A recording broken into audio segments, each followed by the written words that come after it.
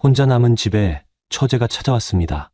형부, 같이 살아요. 그렇게 시작된 뜻밖의 동거. 과연 우리 사이에는 무슨 일이 일어난 걸까요? 지금 바로 함께 보시죠. 좋아요와 구독, 알림 설정도 부탁드립니다. 봄이 왔습니다. 창밖에 흐드러지게 핀 벚꽃을 보면서도 제 마음은 차디찼습니다. 당신, 바람 쐬러 나갈까? 서연이 희엽게 눈을 깜빡이며 제게 물었던 게 벌써 몇 해 전 일이네요. 그날 저는 서연을 휠체어에 태우고 동네 공원으로 나갔습니다. 찰랑이는 바람이 서연의 짧아진 머리를 흔들었어요. 항암 치료로 빠진 머리카락 대신 얇고 부드러운 솜털 같은 머리카락이 햇살을 머금고 있었습니다. 꽃냄새 나네. 그치? 서연이 환하게 웃으며 말했어요. 저는 그 순간을 아직도 잊지 못합니다. 저도 모르게 눈물이 차올라 고개를 끄덕였죠. 그 애틋하고 슬픈 웃음, 살아있다는 게, 서로 곁에 있다는 게 그렇게 벅찬 순간이었어요. 결혼한 지 15년, 아이는 없었지만 우리는 서로에게 충분했어요. 서연은 늘 든든한 사람이었습니다. 어린 시절 집안 생계를 함께 짊어지며 철든 서연이는 어른이 되어서도 저를 믿고 따랐고, 저는 그런 서연을 아끼고 존경했어요. 그날 공원 한 바퀴를 다 돌기도 전에 서연은 지쳐 보였어요. 뺨에 붉게 스민 열기, 얇아진 손목, 툭 떨어질 것 같은 어깨. 저는 조심스럽게 물었죠. 서연아, 돌아갈까? 서연은 고개를 끄덕였어요. 그때 저는 몰랐습니다. 그날이 그녀와 함께한 마지막 외출이 될 거라는 걸. 그로부터 얼마 지나지 않아 서연은 세상을 떠났습니다. 어린 동생 지수를 자식처럼 돌보며 살아왔던 아내. 그래서 처제인 지수는 언니를 유독 따랐어요. 가끔 주말이면 지수가 우리 집에 놀러와서 저녁을 같이 먹기도 했죠. 철없고 고집 센 구석이 있었지만 지수의 웃음은 서연에게, 그리고 저에게도 큰 힘이 되었어요. 서연이 아프기 시작한 이후 지수는 더 자주 찾아왔습니다. 집안일을 돕고 서연 옆에 앉아 옛날 이야기를 들려주곤 했죠. 저는 그런 지수가 기특하고 고마웠습니다. 서연을 보내고 난 후 저는 살아있는 것 자체가 버거웠습니다. 숨을 쉬는 것도, 밥을 먹는 것도, 심지어 학교에 나가 수업을 하는 것도 다 버거웠어요. 서연이 쓰던 찻잔, 소파 위에 걸쳐진 머플러, 욕실 선반에 남겨진 작은 핀 하나까지 모든 게 그대로였어요. 시간이 멈춘 듯한 집 안에서 저는 매일을 버텼습니다. 그렇게 2년이라는 시간이 흘렀습니다. 누가 시간을 이토록 빠르게 가져가 버렸는지 문득문득 어안이 벙벙했어요. 여전히 서연의 채취가 남은 이 집에서 저는 반쯤은 살아있고 반쯤은 죽어 있었습니다. 그런 어느 봄날 지수가 다시 찾아왔습니다. 그날은 서연의 기일이었어요. 지수는 오래전보다 조금 더 마른 듯 했지만 눈빛만큼은 여전했습니다. 형부, 언니 보러 가요. 조심스럽게 말을 꺼낸 지수를 따라 우리는 다시 서연을 만나러 갔습니다. 봉분 앞에서 지수는 참았던 눈물을 터뜨렸습니다. 어린아이처럼 어깨를 들썩이며 울던 지수의 모습에 저도 괜히 마음이 저릿해졌습니다. 조용히 옆에 서서 저는 작은 소리로 말했습니다. 서연아, 우리는 아직도 내가 너무 그리워. 그렇게 한참을 서 있었죠. 바람은 부드럽게 불고 멀리서 까치 한 마리가 짧게 울었습니다. 집으로 돌아오는 길, 지수는 조용히 말했어요. 형부, 나 당분간 여기서 지내도 될까요? 저는 대답하지 못했습니다. 아니, 거절할 수 없었습니다. 지수는 울다 지쳐 초췌한 얼굴로 제 눈을 바라보고 있었으니까요. 그래, 며칠 있다가 가. 저도 모르게 그렇게 말하고 말았습니다. 그렇게 해서 지수는 제 집에 머물게 됐습니다. 처음엔 며칠일 거라 생각했습니다. 그런데 그 며칠이 생각보다 길어질 줄은 몰랐죠. 지수가 가져온 작은 캐리어 하나가 방 한쪽에 조심스레 놓여 있었습니다. 그 작은 물건 하나가 집 안에 새로운 숨결을 불어넣는 듯 했어요. 익숙한 고요 속에 조심스레 번져오는 다른 온기. 저는 알 것 같았습니다. 이 집이, 그리고 제 마음이 아주 조용히 흔들리고 있다는 것을.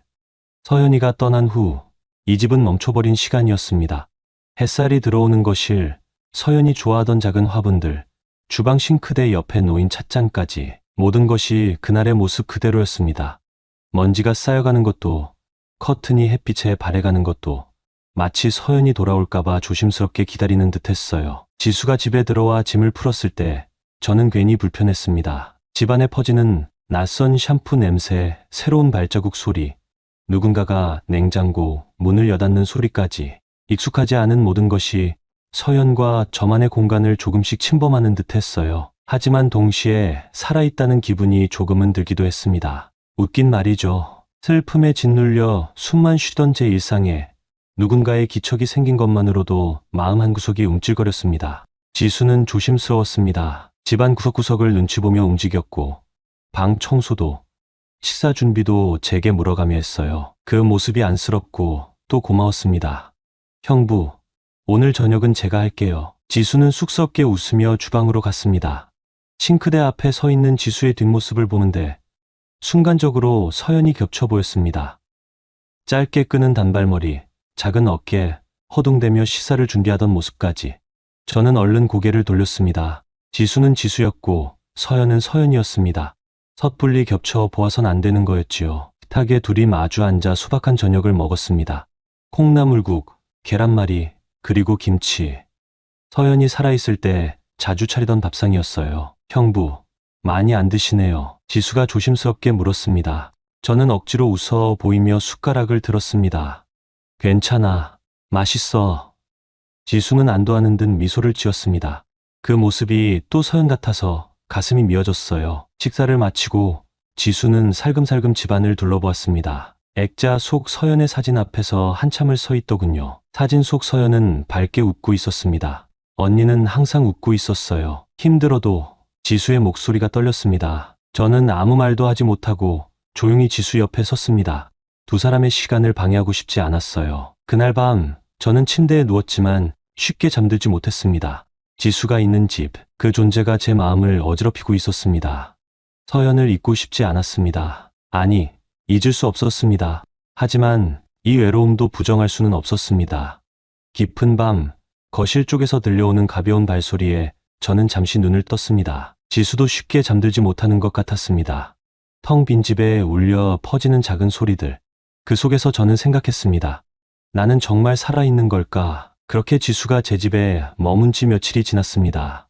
처음에는 어색했습니다. 익숙했던 정적 대신 부엌에서 나는 그릇 부딪히는 소리, 소파에 내려앉는 가벼운 숨소리, 욕실에서 들려오는 물 흐르는 소리들이 집 안을 채우기 시작했거든요. 아침이면 지수가 먼저 일어나 콩나물국을 끓였습니다. 싱크대 앞에 서서 머리를 질끈 묶은 채 바쁘게 움직이는 지수의 뒷모습을 보며 저는 괜히 소파에 앉아 신문을 펼치곤 했습니다. 형부, 커피 드실래요? 조심스레 묻는 지수의 목소리에 고개를 끄덕이면 지수는 작은 미소를 지으며 커피를 내렸습니다. 따뜻한 김이 오르는 잔을 건네받을 때마다 이 집의 온기가 다시 스며드는 것 같았어요. 퇴근하고 돌아오면 지수는 거실 소파에 기대 TV를 보고 있었습니다. 드라마를 보며 혼자 웃다가 제가 들어서면 급히 리모컨을 내려놓고 자세를 고쳐 앉곤 했죠. 저는 그런 지수가 어색하면서도 싫지 않았습니다. 어느 날은 함께 산책을 나갔습니다. 동네 공원을 천천히 걷는데 지수는 두 손을 주머니에 넣고 터벅터벅 걷더군요. 형부, 여긴 예전이랑 똑같네요. 지수가 중얼거렸습니다. 저는 고개를 끄덕였습니다. 그래, 여긴 변한 게 없어. 서연과 마지막으로 걸었던 길, 그때와 똑같이 벚꽃이 흐드러지게 피어 있었습니다. 그 풍경을 바라보다가 저도 모르게 한숨을 내쉬었습니다. 지수가 조심스레 제 팔에 팔짱을 꼈습니다. 쌀쌀한 봄바람 속에서 그 온기가 어색하게 느껴졌습니다. 괜찮아요, 형부. 우리 잘 지낼 수 있어요. 지수의 작은 목소리가 귓가에 울렸습니다. 저는 대답 대신 미소를 지어 보였습니다.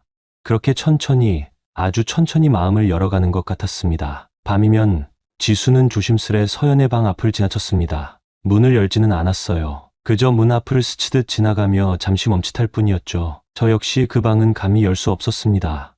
서연의 냄새가, 웃음이, 모든 것이 고스란히 남아있는 그 방. 그곳은 여전히 금단의 공간이었어요. 그러나 지수의 존재는 그 금기를 조금씩 허물고 있었습니다. 살금살금, 아무도 모르게.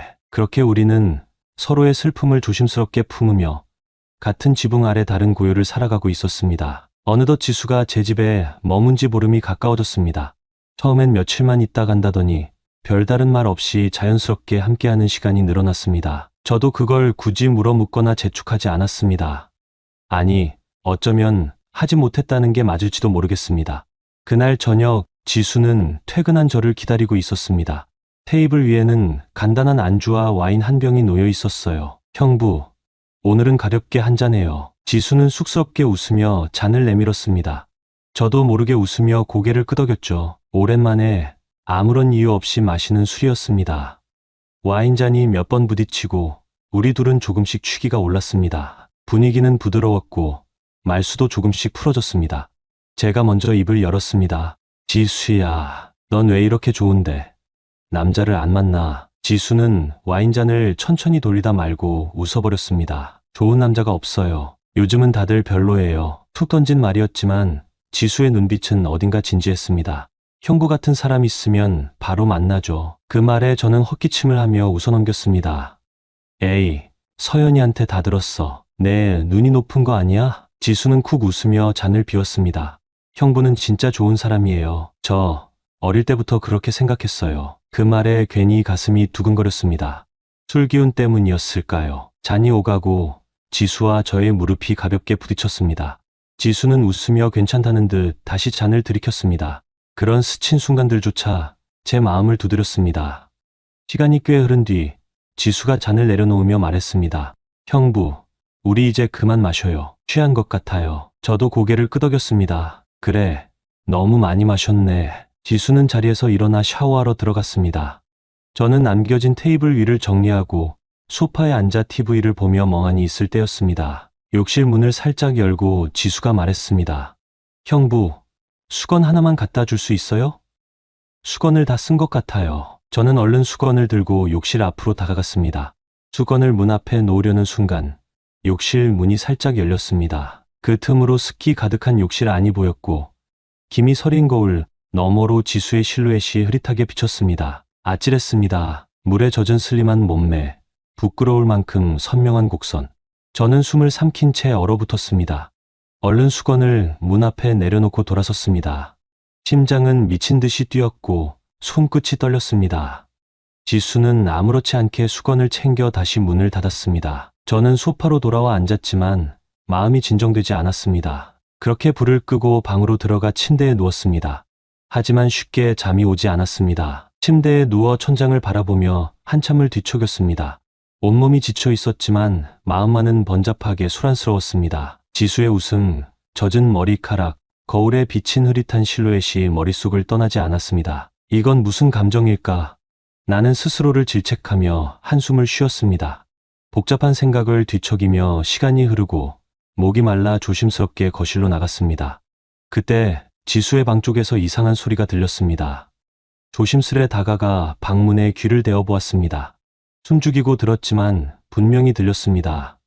억눌린 신음소리. 저는 얼굴이 화끈 달아오른 채 조용히 방으로 돌아가려 했습니다. 성인이라면 당연히 그럴 수 있다는 생각, 그리고 방해하지 말아야겠다는 마음이 교차했습니다. 그래서 조심스럽게 발걸음을 돌렸지만 방문을 닫을 때 작은 소리가 나버렸고 그 소리에 괜히 멋쩍어져 고개를 숙였습니다. 침대로 돌아와 나는 스스로를 다잡으며 생각했습니다. 술 기운에 흔들리면 안 돼. 잘 참았다. 잘 버텼어. 지쳐 쓰러지듯 눈을 감았습니다. 그러나 잠든 지 얼마 지나지 않아 누군가의 입술이 조심스럽게 닿았습니다. 깜짝 놀라 눈을 떴을 때 지수였습니다. 모든 것을 벗은 채 붉어진 얼굴로 제게 키스하고 있었습니다. 형부, 더 이상 못 참겠어요. 지수는 떨리는 손으로 제 몸중심을 더듬었습니다. 저는 머리가 하얘진 채 숨을 삼키며 현실을 믿을 수 없었습니다. 그날 밤 우리는 결국 서로의 외로움과 갈망을 뜨겁게 껴안았습니다. 눈을 떴을 때 지수는 옆에 없었습니다. 잠시 꿈인가 싶어 손등을 더듬어 보았지만 이불의 온기가 선명하게 남아 있었습니다. 방 안에는 은은하게 퍼진 샴푸 냄새와 아직 식지 않은 아침 햇살이 있었습니다. 거실로 나가니 지수가 부엌에 서 있었습니다. 커다란 티셔츠 하나만 걸친 채 콩나물 해장국을 끓이고 있었어요. 일어났어요, 형부? 지수는 아무 일도 없었던 듯 자연스럽게 웃었습니다. 하지만 저는 대답을 할 수 없었습니다. 목이 꽉 막혀버린 것 같았어요. 어젯밤의 기억이, 그녀의 붉어진 얼굴과 조심스럽게 다가왔던 손길이 여전히 생생하게 남아 있었습니다. 식탁에 마주 앉아 국을 떠먹으며 우리는 서로의 눈을 제대로 마주치지 못했습니다. 김이 모락모락 오르는 그른 너머로 지수의 긴 속눈썹만이 아른거렸습니다. 한참을 그렇게 먹던 지수가 조심스럽게 말을 꺼냈습니다. 형부, 어제 일은 그냥 술김이었다고 생각해요. 우리 아무 일 없었던 것처럼 지내요. 지수의 목소리는 단단했지만 손끝이 미세하게 떨리고 있었습니다. 저는 고개를 끄덕였습니다. 그래야만 했습니다. 그래야만 둘 다 무너지지 않을 수 있었으니까요. 그래. 짧게 내뱉은 그 한마디 속에 후회와 안도, 그리고 어쩔 수 없는 아쉬움이 뒤섞여 있었습니다. 식사를 마친 뒤 지수는 조용히 방으로 들어갔습니다. 그리고 저는 텅 빈 식탁을 멍하니 바라보았습니다. 무슨 짓을 한 걸까? 나는 서연을 사랑했었다. 그리고 지금도 여전히. 하지만 외로움은 인간의 빈틈을 너무 쉽게 파고드는 법이었습니다. 한참을 그렇게 앉아 있다가 휴대폰을 들었습니다. 장모님에게 연락을 해야겠다는 생각이 문득 들었거든요. 어머니, 지수가 요즘 집에 있지 않죠? 장모님의 한숨 섞인 목소리가 들려왔습니다. 네 처제, 요즘 속 썩인다. 결혼하라고 닥달했더니 집을 나가버렸어. 니네 집에 있어? 네. 며칠째 같이 지내고 있어요. 그래, 고맙다. 내가 데리러 갈게. 통화를 끊고 나서야 저는 숨을 크게 내쉬었습니다. 무겁고 답답한 공기가 폐를 짓누르는 것 같았습니다. 지수를 다시 볼 수 없을지도 모른다는 두려움과 이게 옳은 길이라는 이성 사이에서 저는 조용히 두 손을 움켜쥐었습니다. 창밖에서는 햇살이 눈부시게 쏟아지고 있었습니다. 하지만 제 마음 한구석은 여전히 겨울처럼 차가웠습니다. 장모님과의 통화를 끝낸 뒤 저는 소파에 털썩 주저앉았습니다. 지수는 부엌에 서서 평소처럼 밝은 얼굴로 저녁 메뉴를 고민하고 있었습니다. 형부, 오늘 저녁엔 뭐 먹을까요? 김치찌개 어때요? 아니면 제육볶음? 저는 머뭇거리다 겨우 답했습니다. 아무거나 괜찮아. 사실 장모님이 지수를 데리러 오기로 한 사실을 말할 수가 없었습니다. 입안에서 말이 뱅뱅 돌다가 삼켜졌습니다. 그날 저녁 장모님에게서 문자가 왔습니다. 친구 남편 장례식이 생겨서 오늘 못 가겠다. 장례식 끝나고 데리러 갈게. 며칠만 더 부탁한다. 문자를 읽는 순간 가슴이 묘하게 저릿했습니다. 빨리 끝났으면 했던 이 상황이 며칠 더 이어지게 된다는 사실이 두려우면서도 한편으로는 설명할 수 없는 안도감이 밀려왔습니다. 저는 조용히 휴대폰을 내려놓았습니다. 늦은 오후 저는 수건 빨래를 널고 있었습니다. 그러다 무심코 펼친 수건 사이에서 지수의 속옷을 발견했습니다. 순간 당황했지만 아무렇지 않은 척 조심스레 널고 있었습니다. 그때 지수가 지나가다 그 모습을 보고 멈춰섰습니다. 형부, 죄송해요. 씻고 수건에 싸서 빼려고 했는데 깜빡했나 봐요. 지수는 냉큼 속옷을 가져가며 얼굴을 붉히고 고개를 숙였습니다. 괜찮아. 이런 일도 있지. 말은 그렇게 했지만 욕심은 틈 사이로 보았던 지수의 몸매. 그날 밤의 기억이 뇌리를 스쳤습니다. 그 순간을 떠올리자 손끝이 저릿했습니다. 이대로는 안 되겠다는 생각에 저는 그날 저녁에 약속이 있다고 둘러댔습니다. 나 저녁에 약속 있어서 좀 나갔다 올게. 네. 다녀오세요. 지수는 아무렇지 않게 웃었습니다. 포장마차에 앉아 우동 한 그릇을 시켜놓고 소주를 마셨습니다. 소주잔을 채우며 혼자 중얼거렸습니다. 이게 무슨 짓이람. 한 번의 실수일 뿐이라고 다 잊자고 스스로를 달랬습니다. 소주병이 몇 개나 쌓이고 비틀거리며 편의점에 들러 맥주 4캔을 샀습니다. 집으로 돌아가 바로 잠에 들고 싶어서 집 앞 놀이터 벤치에 앉아 캔맥주를 하나씩 따며 마셨습니다. 그렇게 시간을 보내던 중 핸드폰이 울렸습니다. 지수였습니다. 형부, 어디에요? 야식을 사러 편의점에 가던 지수가 놀이터에 퍼진 제 벨소리를 듣고 저를 향해 오고 있었습니다. 형부, 여기서 뭐 해요? 지수는 한숨을 쉬며 다가와 술에 절어있던 저를 부축했습니다. 취했네요. 일어나요, 형부. 집에 가요. 지수의 어깨에 의지해 집까지 겨우 걸어갔습니다. 방에 눕히자 저는 정신없이 몸을 맡겼습니다. 지수는 이불을 덮어주려다 조심스레 돌아서려 했습니다. 그 순간 무의식 중에 저는 지수의 손목을 움켜쥐었습니다. 지수는 놀라서 저를 돌아보았습니다. 형부, 그녀가 묻기도 전에 저는 손목을 힘껏 당겼습니다. 지수는 균형을 잃고 제 위로 쓰러졌습니다. 우리는 서로의 숨결을 느끼며 몇 초간 멈춰 있었습니다. 그리고 저는 조심스럽게 지수에게 키스했습니다. 지수는 놀란 듯 몸을 떨었지만 곧 제 입술에 응답했습니다. 이성도, 도덕도, 죄책감도 모두 무너진 순간이었습니다. 그날 밤 우리는 몇 번이고 선을 넘었습니다.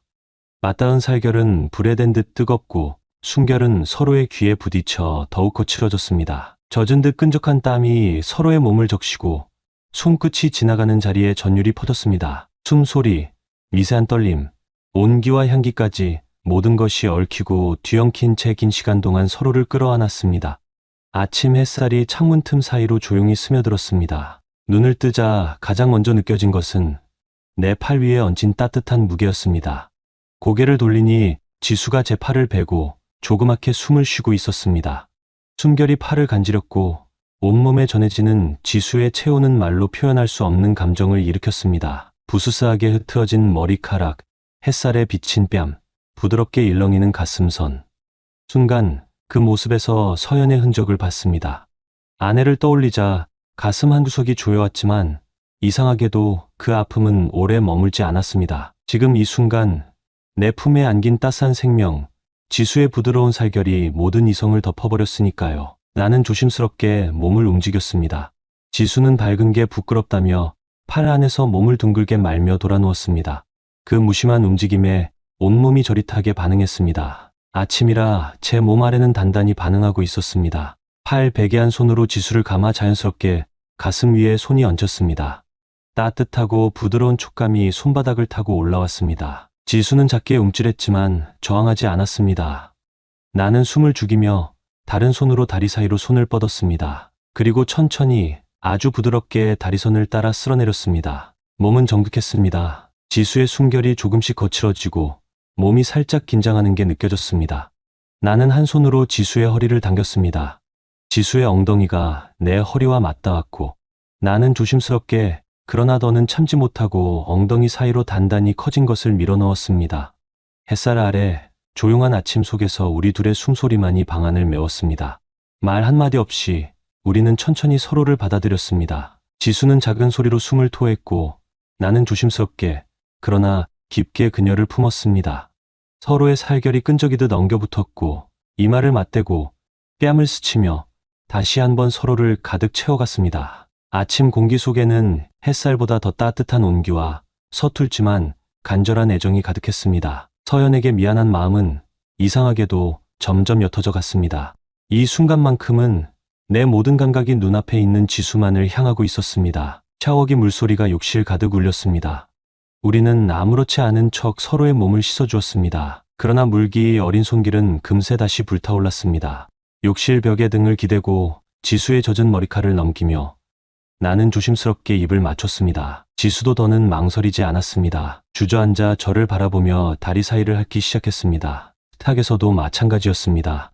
아침을 먹다 말고 눈이 마주치기만 하면 자연스럽게 입술이 닿았고 손끝이 서로를 더듬었습니다. 식기 위에 남은 국물조차 식을 틈이 없을 만큼 우리는 타올랐습니다.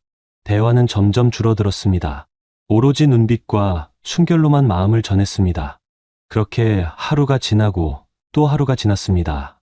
서로를 보는 눈빛은 점점 더 깊어지고 거칠어졌습니다. 방 안, 욕실, 소파 위, 부엌 한켠, 집 안 곳곳이 우리 둘만의 세계가 되어갔습니다.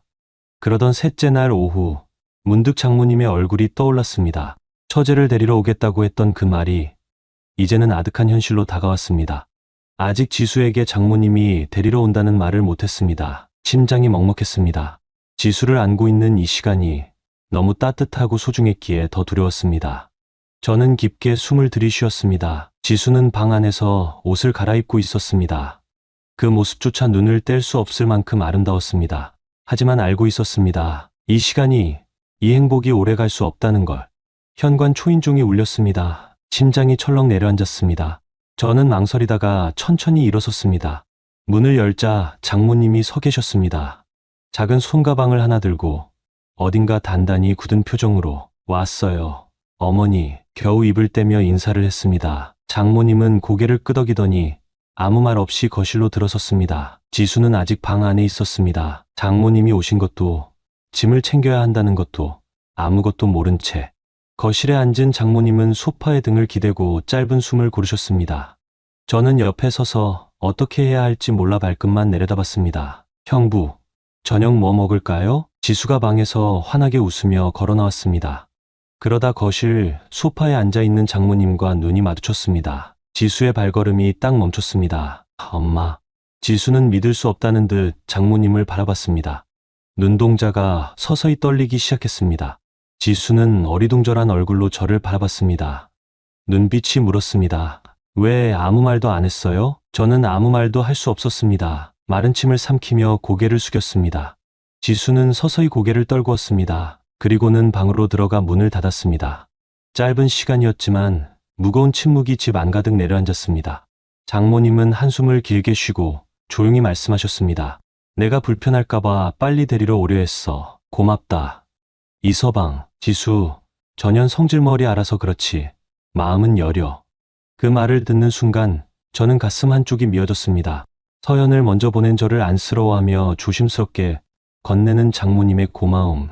그런데 정작 저는 서연의 동생과 이렇게 얽혀버렸습니다. 이 순간 저는 스스로를 견딜 수 없을 것 같았습니다. 숨을 쉬는 것조차 괴로웠습니다. 소파에 앉은 장모님은 아무것도 모른 채 지수한테 짐 챙기라 해라. 형부 그만 괴롭히고 집으로 가자고 하고 말했습니다. 저는 무겁게 고개를 끄덕였습니다. 방에서 지수는 캐리어를 열고 무심하게 옷가지들을 집어넣었습니다. 하지만 손끝이 자꾸 떨렸습니다. 옷을 한 벌, 두 벌 접을 때마다 지수의 숨소리가 점점 거칠어졌습니다. 결국 그녀는 손에 쥔 옷을 힘없이 바닥에 떨어뜨렸습니다. 형부. 지수가 낮은 목소리로 저를 불렀습니다. 저는 말없이 지수 쪽을 바라봤습니다. 처음부터 데리러 오신다는 거 알고 있었어요? 지수는 떨리는 눈으로 저를 똑바로 바라보았습니다. 저는 숨을 삼킨 채 고개를 끄덕였습니다. 그 순간 지수의 입술이 파르르 떨렸습니다. 왜 말 안 했어요? 왜? 지수는 두 손으로 캐리어를 힘껏 움켜쥐며 고개를 떨구었습니다. 형부, 나는 그냥 혼자 지내기 싫어서 온 게 아니에요. 떨리는 목소리가 방 안을 가득 채웠습니다. 형부가 좋았어요. 어릴 때 언니가 형부를 데려와 우리 집에 인사시켰을 때부터 형부를 보고 나도 저런 사람 만나고 싶다고 생각했어요. 지수는 헝클어진 머리카락을 뒤로 젖히며 계속 말을 이었습니다. 언니가 부러웠어요. 형부 같은 사람을 만났다는 게. 그리고 언니가 떠나고 나서 형부가 혼자 사는 걸 보면서 생각했어요. 내가 형부 곁에 있으면 안 될까? 나라도 형부 곁에 있고 싶다고. 목소리는 점점 떨렸고 눈물은 멈출 줄 몰랐습니다. 그런데 형부는 그냥 나를 그렇게 하룻밤같이 보내고 모르는 척할 거예요? 지수의 눈동자에 맺힌 눈물이 뺨을 타고 뚝뚝 떨어졌습니다. 나는 진심이었어요. 형부를 좋아하는 내 마음이. 그날 밤, 그 순간이 다 진심이었어요. 저는 아무 말도 하지 못했습니다. 뭐라고 대답해야 할지, 무엇을 말해도 지수의 상처를 덜어줄 수 없다는 걸 알았기에 문득 장모님이 거실에서 가볍게 기침하는 소리가 들렸습니다. 시간이 없었습니다. 지수야, 지금은 장모님 계시니까 나중에 이야기하자. 지수는 짐을 꾹꾹 눌러 담으며 마지막으로 말했습니다. 됐어요. 저 혼자 착각했던 거니까. 그렇게 말한 지수는 캐리어 지퍼를 3개 닫고 힘없이 짐을 끌었습니다. 거실로 나가면서 저를 한번 돌아봤습니다. 말 없이. 하지만 그 눈빛엔 수많은 말들이 녹아 있었습니다. 미련, 슬픔, 분노, 그리고 사랑. 저는 그 자리에 서서 아무것도 하지 못했습니다. 지수는 고개를 숙인 채 대답 없이 현관문을 향했습니다. 그 발걸음 하나하나가 제 가슴을 후벼팠습니다. 현관문 앞에서 지수는 잠시 멈췄습니다. 그녀는 고개를 돌려 저를 한 번 더 바라보았습니다. 어딘가 기대하는 눈빛, 마지막으로 무언가를 바라던 그 눈빛. 저는 그 어떤 말도, 그 어떤 행동도 할 수 없었습니다. 그저 미안하다는 말조차. 지수는 고개를 툭 떨구고 문을 열고 나갔습니다. 장모님도 조용히 뒤따라 나갔습니다. 덜컥 문이 닫히는 소리가 났습니다. 순간 집 안의 모든 소리가 사라졌습니다. 남겨진 건 텅 빈 거실, 식탁 위에 굳어버린 밥그릇, 그리고 저뿐이었습니다. 저는 그 자리에 얼어붙은 듯 서 있었습니다. 한참을 그렇게 있다가 힘없이 소파에 주저앉았습니다. 고개를 숙이니 두 손이 덜덜 떨리고 있었습니다. 숨을 쉬는 것도 버거웠습니다. 가슴 안에서 억눌렀던 감정들이 밀물처럼 밀려왔습니다. 서연의 얼굴이 떠올랐습니다. 웃던 얼굴, 마지막 봄날의 휠체어에 앉아 환히 웃던 모습. 미안해, 서연아. 속으로 끝없이 되뇌었습니다. 그런데 그 미안함 속에 또 다른 이름이 겹쳐졌습니다. 지수야. 모든 게 뒤섞여 버렸습니다. 서연을 사랑했던 마음, 그 서연의 동생과 나눴던 나날들, 서로를 향한 갈망, 그리고 차마 꺼내지 못한 진심. 나는 스스로에게 물었습니다. 나는 대체 무엇을 잃은 걸까? 무엇을 원했던 걸까? 아무 대답도 들리지 않았습니다. 살랑이는 봄바람이 커튼을 살짝 흔들었지만 집 안은 싸늘하기만 했습니다. 나는 소리 없이 울었습니다. 목구멍까지 차오른 울음을 삼키며 그저 조용히 숨을 죽이고 울었습니다. 살아있지만 살아있지 않은 듯한, 그렇게 저는 또다시 혼자 남겨졌습니다. 그리고 알아버렸습니다. 다시 살아야 한다는 것을. 아무리 버거워도, 아무리 괴로워도. 오늘의 사연은 길어서 여기까지입니다. 사랑하는 사람을 잃은 슬픔, 그리고 남겨진 이들이 만들어낸 또 다른 이야기. 형부와 처제, 그들의 아슬아슬했던 동거는 결국 끝이 났습니다. 하지만 정말 모든 게 끝난 걸까요? 남겨진 감정, 풀지 못한 오해, 그리고 다시 시작될지도 모를 인연. 이들의 이야기는 아직 끝나지 않았습니다. 곧 이어질 다음 이야기도 기대해 주세요. 비슷한 경험이나 떠오르는 생각이 있다면 댓글로 함께 나눠주세요. 오늘의 이야기가 마음에 드셨다면 좋아요와 구독, 알림 설정 부탁드립니다. 다음 이야기에서도 꼭 함께해요.